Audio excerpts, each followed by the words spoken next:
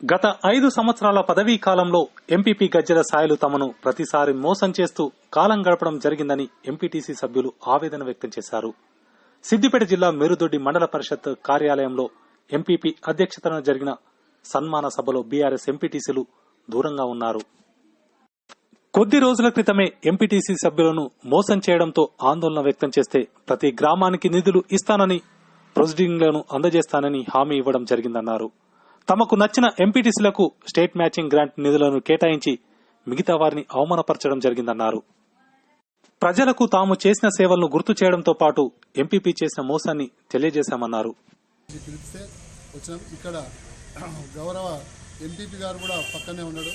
అక్కడ ఉన్నటువంటి మా తోటి ఎంపీటీసీలు మాకు పలానా నిధులు రాలేదు, ఎందుకు ఇవ్వలేదని చెప్పేసి నిలదీసి అడిగితే నేను ఇవ్వను అని చెప్పేసి అన్నాడు.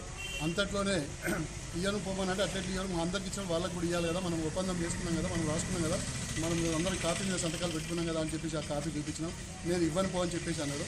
ఆ తర్వాత కాంగ్రెస్ పార్టీ చెరుకు శ్రీనివాసరెడ్డి గారు రావడం జరిగింది. ఆ రావడం జరగగానే ఈయన ఎంపీపీ గారు పోయి ఆయన సన్మాన కార్యక్రమానికి మమ్మల్ని కూడా రమ్మని అన్నాడు. మేము ఎట్టి పరిస్థితుల్లో రాము, మాకు న్యాయం చేసేంత వరకు, నువ్వు మోసం చేసినావు కాబట్టి మాకు న్యాయం చేసేంత వరకు మేము రామని చెప్పేసి నిలదీయగా ఆయనే వెళ్ళి అట్టి కార్యక్రమాన్ని ముగించుకున్నాడు. మేము అట్టి కార్యక్రమానికి ఎవరూ వెళ్ళలేదు. 11 మంది ఎంపీటీసీలము అన్న తమ్ముడు అక్క చెల్లెళ్ళలాగా కలిసి 5 సంవత్సరాలు అయితే జర్నీ చేశాం. అందరం కూడా ఎవరిని ఏమనుకున్నా ఏమనుకోకపోయినా అందరినీ ఈరోజైతే కలిసిమెలిసి మేము ఒక దగ్గర ఉన్నాము. ఈరోజు ఎంపీపీ గారు మా సభ నుండి వెళ్ళిపోవడము జరిగింది.